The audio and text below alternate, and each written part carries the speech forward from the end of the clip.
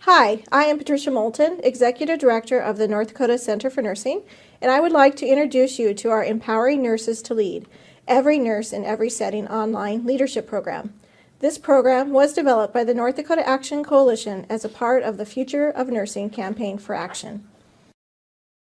Hi, I'm Cheryl Culber from the University of Mary, and I would like to share with you a little background on the North Dakota Action Coalition.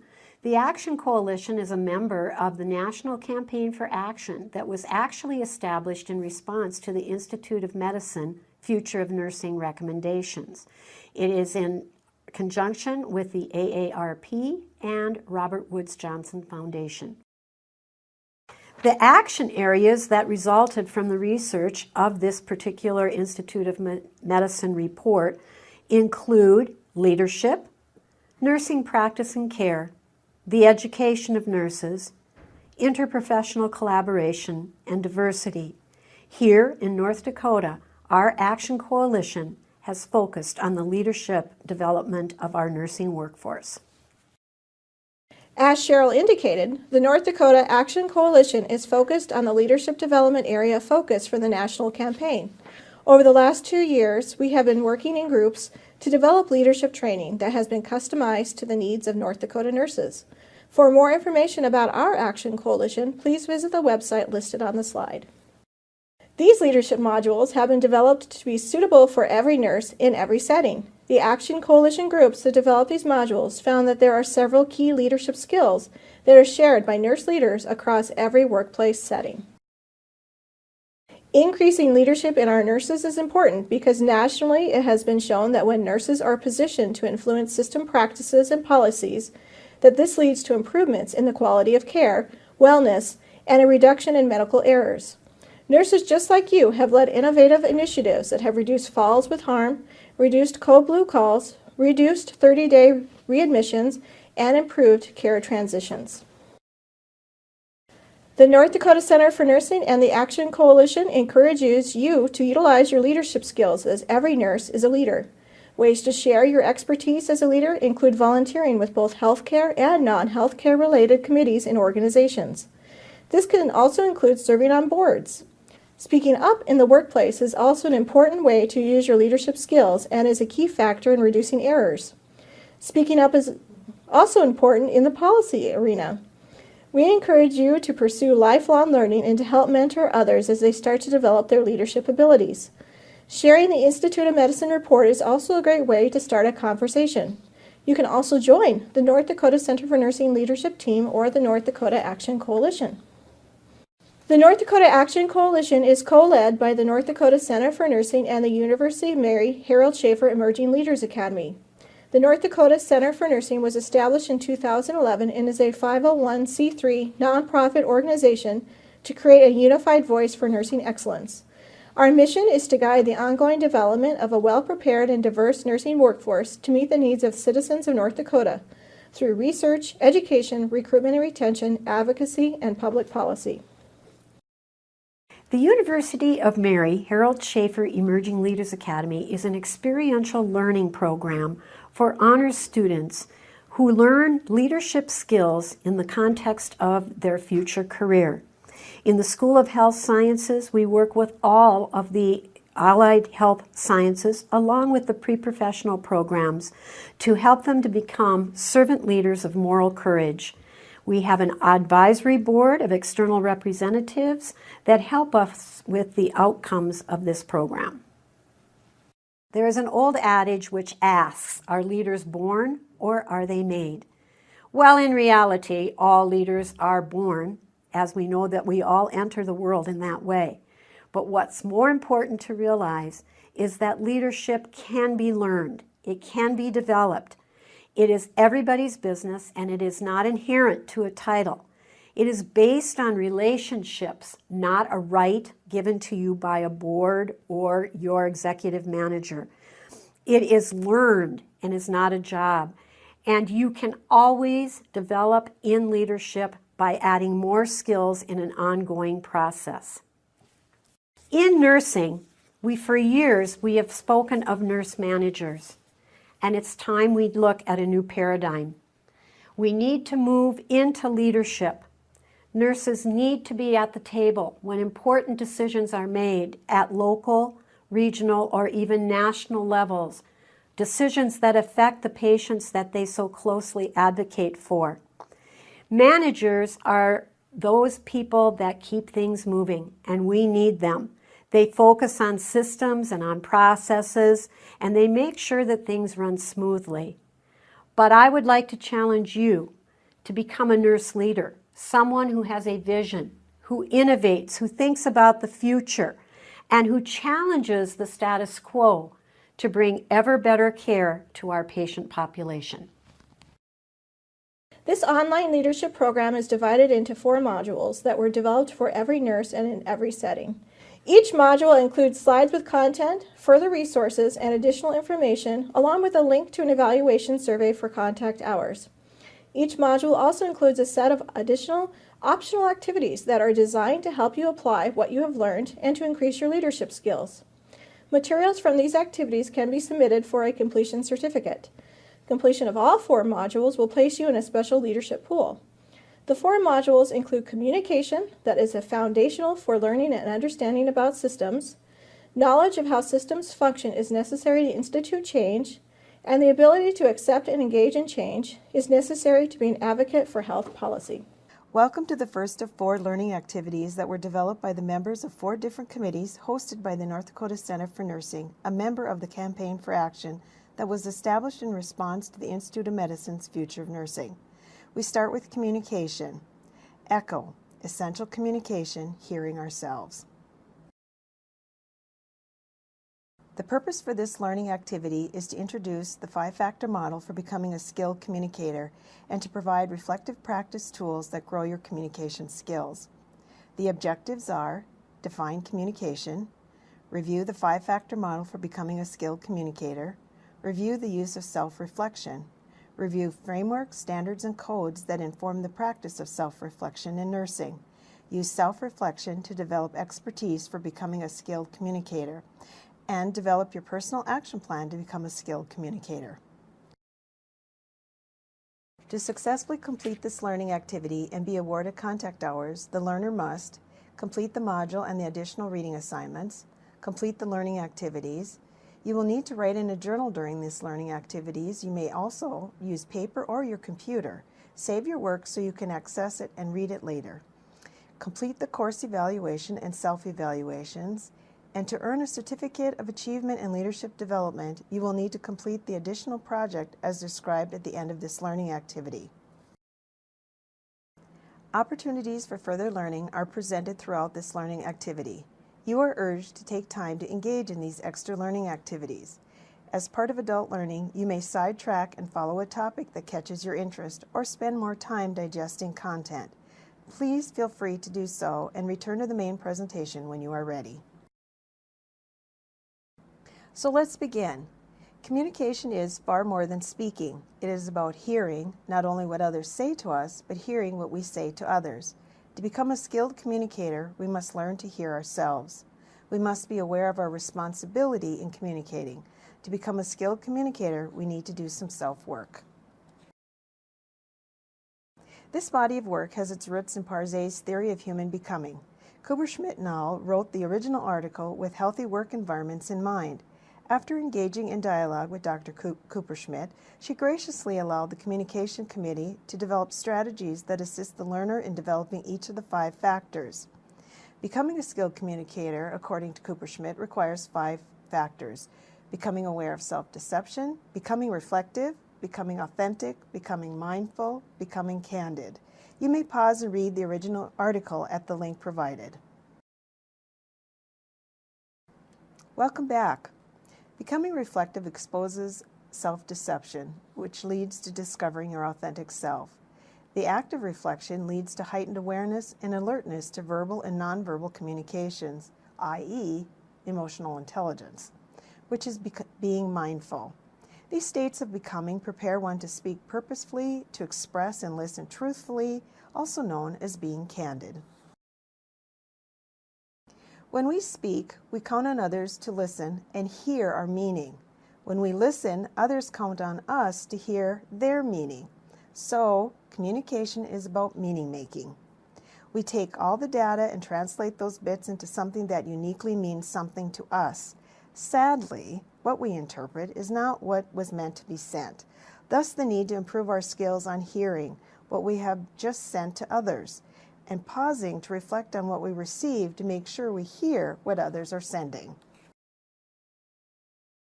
Meaning making requires we reflect on the way we process and store the stories of our experiences. So depending on one's worldview and our adult development level, shared experiences could end up being a different story to another person.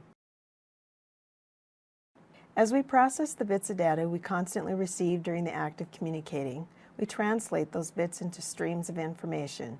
It is in reflecting and thinking that we turn all those bits into knowledge and eventually wisdom. Again, it is essential that we need to hear what we say to others. We need to hear what others say to us. In most cases, people talk so they won't hear. Communication is often filtered. We need to inspect, clean, and sometimes replace our filters. Our individual filters contain our worldview. Our worldview was developed and changed over time.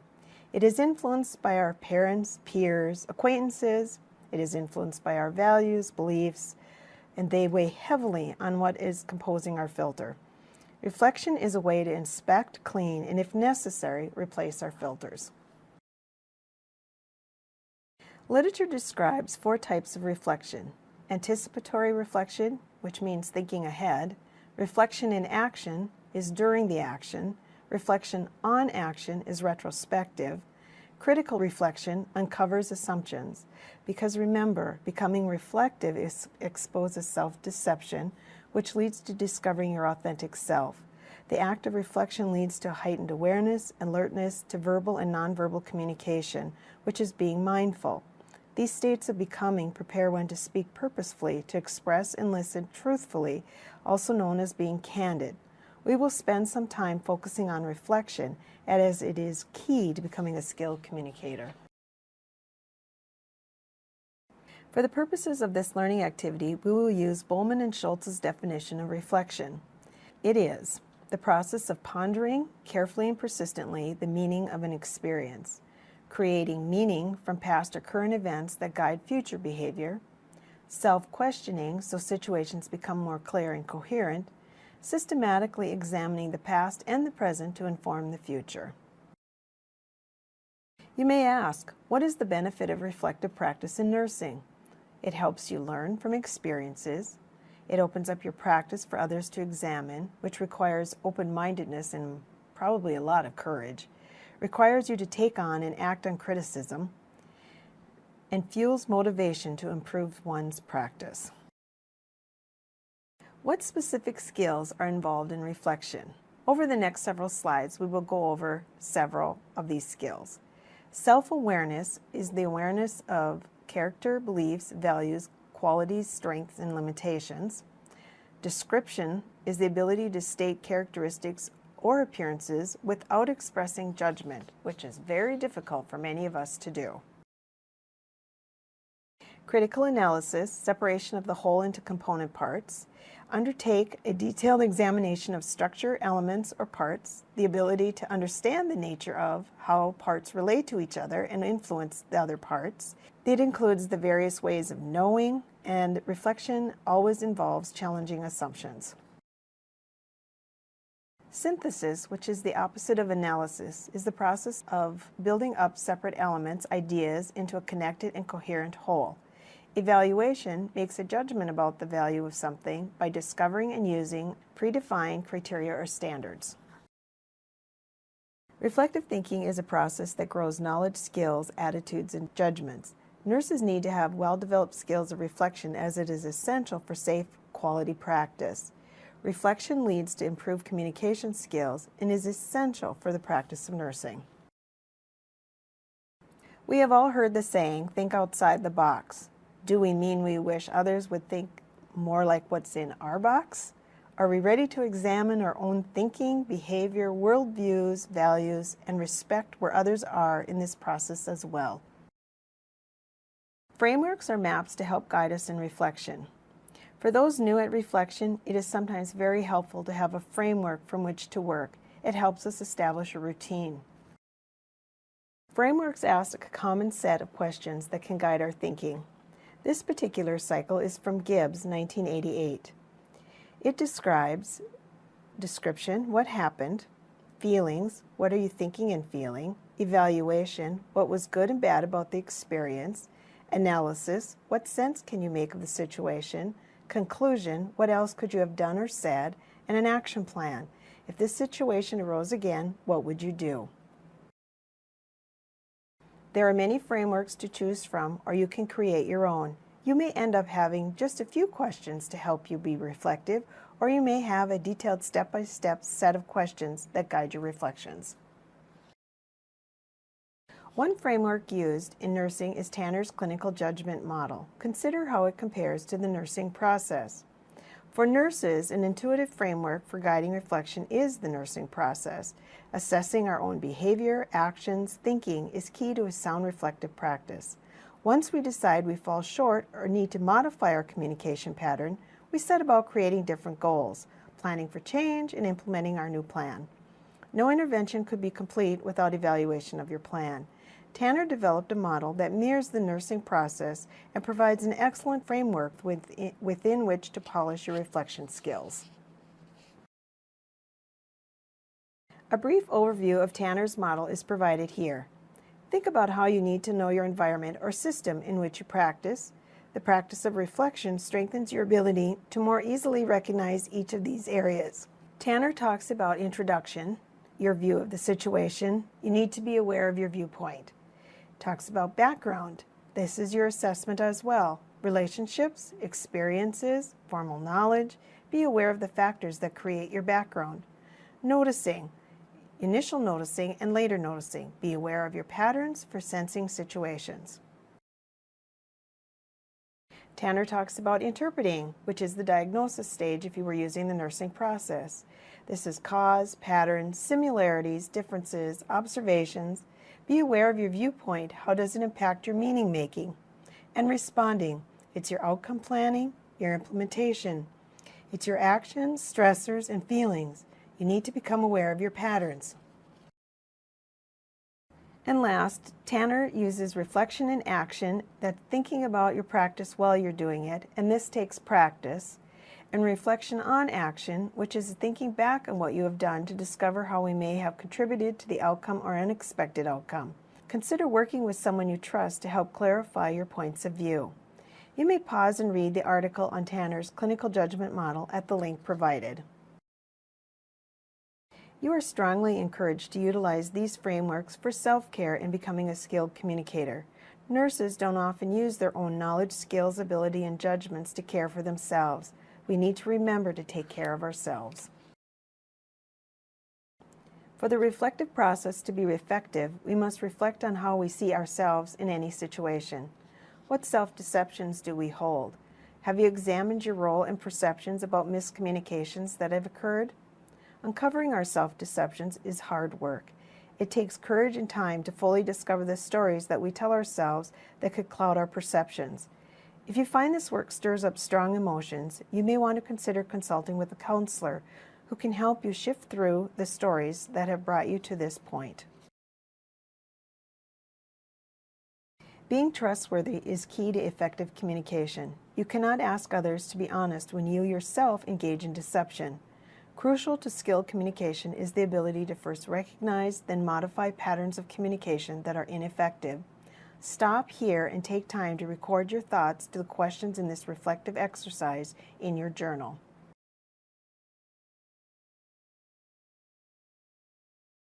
We move on to the factor of being authentic. We tend to be drawn to people who exude authenticity. It is the truthfulness, genuineness, and honesty that attract us. People who are seen as authentic are easy to communicate with. It is a characteristic we must develop to become a skilled communicator. So I ask you, are you the real deal? In nursing, we are guided in achieving a measure of authenticity by living the standards of professional performance. Nurses are one of the most trusted professions. Living up to that trust is a challenge we must meet every day. Over the next several slides, nursing standards of professional performance are briefly reviewed. These standards describe a competent level of behavior in the professional role.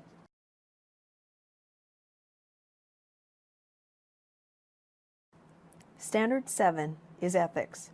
We ask that nurses practice ethically. Please review the Code of Ethics for Nurses found at the link provided. Standard 8 is education. Nurses attain knowledge and competencies that reflect current nursing practice. You may pause here to explore these resources. Standard 9 is evidence-based practice and research, integrates evidence and research findings into practice. Standard 10 is quality of practice. The nurse contributes to quality nursing practice. Standard 11 is communication. The nurse communicates effectively in all areas of practice. Standard 12 is leadership. The nurse demonstrates leadership in the professional practice setting and the profession. Standard 13 is collaboration. The nurse collaborates with the healthcare consumer, family, and others in the conduct of nursing practice. Standard 14 is professional practice evaluation.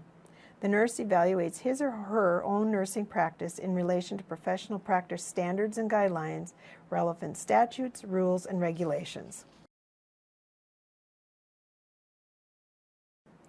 Standard 15 is resource utilization. The nurse utilizes appropriate resources to plan and provide nursing services that are safe, effective, and financially responsible.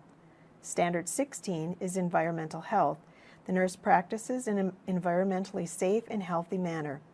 In the next slide, you will be asked to spend some time reflecting on and journaling your responses to a set of questions.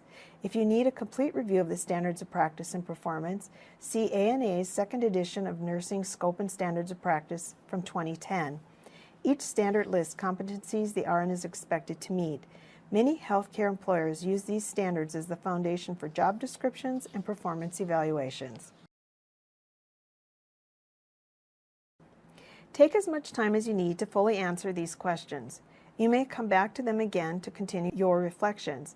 The questions originate from the standard professional performance. They will help you become aware of your professional behavior. Your behavior strongly correlates with your patterns of communication. Here's another set of questions meant to assist you in finding your authentic self. Stop here and record your thoughts in your journal.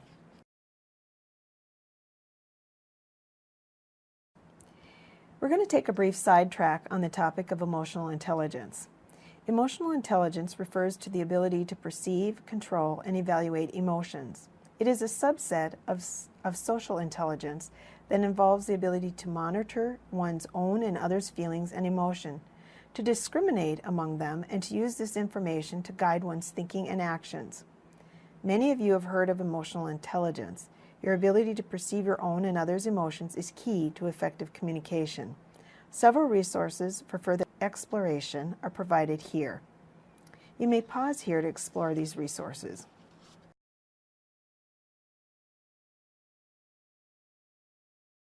Another key factor is becoming mindful. Becoming mindful is paying attention in a non-judgmental manner. Mindfulness is not meditation, it is a way to be. Meditation is a practice that may help you become more mindful. The key to mindfulness is to suspend judgment. Think about it as refraining from jumping to conclusions. The Mayo Clinic provides an exercise for becoming mindful, as we need to practice this technique to make it work for us. Spending too much time planning, problem solving, daydreaming, or thinking negative or random thoughts can be very draining. It can also make you more likely to experience stress, anxiety, and symptoms of depression. By practicing mindfulness exercises, you can help yourself direct your attention away from this kind of thinking and engage in the world around you. You are encouraged to pause and explore the link provided. Here is another exercise you may find helpful in managing the inappropriate reactions when communicating. In a nutshell, when you feel your fear and anger button being pushed, mentally and physically stop what you are doing, take slow breaths until you feel relaxed, and reflect on what just happened. Then record an authentic story in your brain. You may pause here and read the article that describes this technique. It is important to remember, each person brings their own unique ways of speaking and listening to communication. You must practice suspending judgment while listening to others to be fully present. Becoming candid is the ability to speak frankly, free from bias, a willingness to risk speaking and hearing the truth. It happens in environments where there is sufficient trust. You must be willing to suspend judgment while listening to others, and you must be willing to hear what you are thinking and quiet your mind. Becoming candid is the final factor in becoming a skilled communicator. You have now covered the first 4 factors. These states of becoming prepare one to speak purposefully, to express and listen truthfully, also known as being candid. Being candid is a state one can expect to achieve by the process of reflection, discovering your authentic self, and being mindful. Cooper-Schmidt describes carefronting as an approach for becoming candid. The approach consists of stopping and asking yourself, what is a respectful thing to do now, both for yourself and others involved? Where do we go from here? When do we begin to discuss the conflict? Because if not now, when? Who will end the blame and help work toward the professional practice environment we all deserve? These reflective questions are from an approach for becoming candid. You may ask yourself these questions when you find yourself in a situation where communication has failed. Pause here and click on the links to read articles related to carefronting. Bringing the 5 factors together. Your action plan. First, a reminder. Becoming reflective exposes self-deception, which leads to discovering your authentic self. The act of reflection leads to heightened awareness and alertness to verbal and nonverbal communication, which is being mindful. These states of becoming prepare one to speak purposefully, to speak and listen truthfully, and is also known as being candid. With any learning activity, you will make better use of the knowledge gained by applying this newfound understanding to action. By putting the 5 factors into action, you will activate new skills, abilities, and judgment. The Skilled Communicator Action Plan is based on your responses to the reflective exercises. We ask you to develop a personal action plan to increase communication skills. Enlist trusted others to help you meet your goals. And while you do this, consider the 5 factors when developing your plan. And of course, implement and evaluate your plan and your outcomes. If you choose to complete the additional assignments and projects at the end of each module, you may earn a Certificate of Achievement in Leadership Development. To earn this Certificate of Achievement, you will need to complete all 4 modules, complete the additional assignments, and submit the required documentation as described in each of the modules. You may collect all these additional assignments and projects and submit them to the North Dakota Center for Nursing when you have completed the modules and the projects. For further information, contact Patricia Moulton at the North Dakota Center for Nursing. To earn your Certificate of Achievement in Leadership Development, you will need to submit the following: evidence of completion of communication module, document 1 additional instance of applying the 5-factor model for skilled communication in your practice, document 1 instance of using carefronting and the outcome of using this technique. While the 5-factor model will no doubt be helpful in all aspects of your life, we ask your examples be from interactions as a nurse. You may compile all the additional requirements in a portfolio and submit all the project requirements at the end of Module 4. This slide provides additional recommended reading.